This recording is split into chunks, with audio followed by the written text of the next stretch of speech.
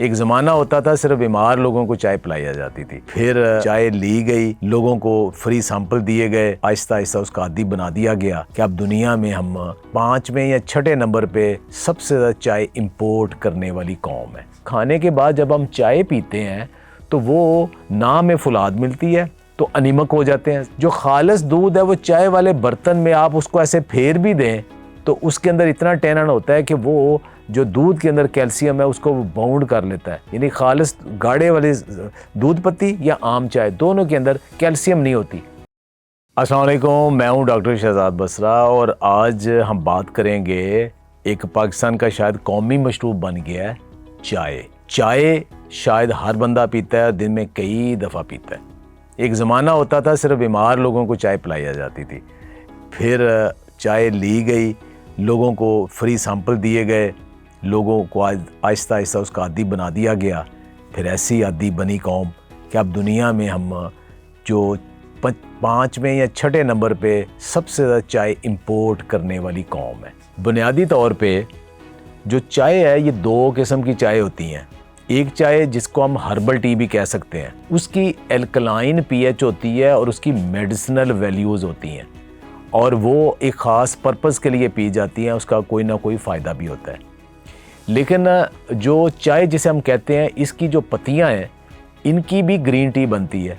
जो green tea बनती है वो भी एल्कलाइन इन नेचर होती है और उसके अंदर एंटी इन्फ्लेमेटरी एजेंट यानी ये सोजिश ख़त्म करने वाले अज्जा और एंटीऑक्सीडेंट यानी जिस्म के अंदर जो तोड़ फोड़ ऑक्सीजन की वजह से हो रही है उसको ख़त्म करने वाले अज्जा बहुत ज़्यादा होते हैं और कुछ तिब्बी अहमियत के भी चीज़ें होती हैं।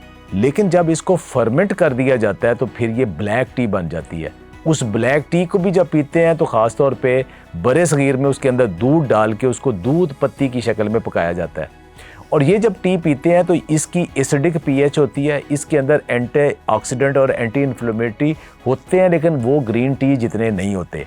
पीएच भी इसकी एसिडिक हो जाती है और दूसरी चीज़ ये कि ये जो चाय है इसके अंदर टैनिन बहुत ज़्यादा आ जाता है।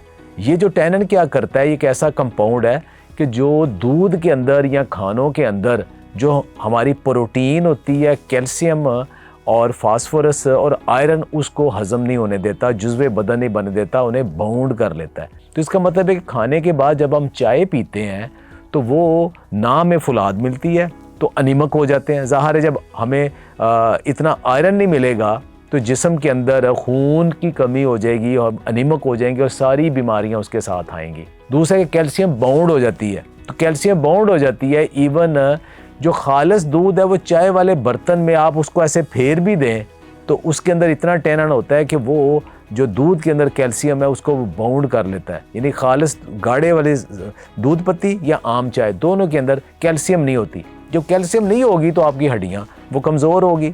इसके अलावा फिर जो प्रोटीन सबसे अहम चीज़ है, आप अंडा खाते हो, गोश्त खाते हो, अनाज के ज़रिए प्रोटीन लेते हो, वो प्रोटीन जो कि एक मॉलिक्यूल ऑफ लाइफ है, आपका पूरा जिस्म जिस चीज़ से बना है और जिस चीज़ से चलता है वो प्रोटीन है, तो प्रोटीन को भी बाउंड कर देता है। तो चाय का हर खाने के बाद पीना प्रोटीन को भी बाउंड कर देगा। चाय इतनी ख़तरनाक नहीं है अगर खाने के बाद ना पिएं। अगर 2 खानों के दरमियान पिएं चाय तो उसके जो तिब्बी फ़ायदे हैं वो आपको मिलते हैं। ये एंटीऑक्सीडेंट भी है, दर्दकुश भी है, नींद भी भगाता है, चुस्ती भी लेके आता है और जिस्म के अंदर जो सोजिश हुई उसको भी कम करता है। लेकिन इन बिटवीन मील्स क्या मतलब कि नाश्ता आपने 9 बजे किया है तो आप 11 बजे चाय पी लें, 2 बजे आपने खाना खाया तो आप 4 या 5 बजे चाय पी लें। तो खाने के बाद जो 2 घंटे बाद चाय पीना वो सेफ़ है। लेकिन हमारे यहाँ ये होता है कि मेहमान उस वक्त तक समझता है कि अभी कुछ ना कुछ खाने को आएगा जब तक चाय नहीं आती। बहुत सारे लोग तो पहले चाय रखते हैं फिर खाना शुरू करते हैं। नाश्ते के अंदर किसी को सोचना भी मुहाल है कि चाय नहीं पीनी। आप अपने जिस्म के अंदर जो ज़बरदस्त किस्म की न्यूट्रिशन है उसको चाय की वजह से बाउंड कर रहे हैं। और हमारी नेशन के अंदर जो अनीमक है, जिस खातून को देख लो, जिस मर्द को देख लो, ख़वातीन का 11 से भी कम उनका हीमोग्लोबिन लेवल पूरा नहीं हो रहा, मर्दों का 13 भी नहीं हो रहा। उसकी एक बड़ी वजह चाय है। दूसरा, हड्डियाँ हर एक की कमज़ोर है, दांत कमज़ोर है। वजह क्या है? उसकी बहुत बड़ी वजह चाय है। प्रोटीन एक तो पहले हम कम लेते हैं, जितनी लेनी चाहिए उतनी नहीं, जो लेते हैं वो भी बहुत सारी चाय बाउंड कर देती है।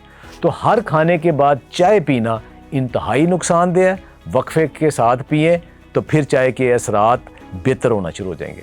खुश रहें, आबाद रहें। बहुत बहुत शुक्रिया।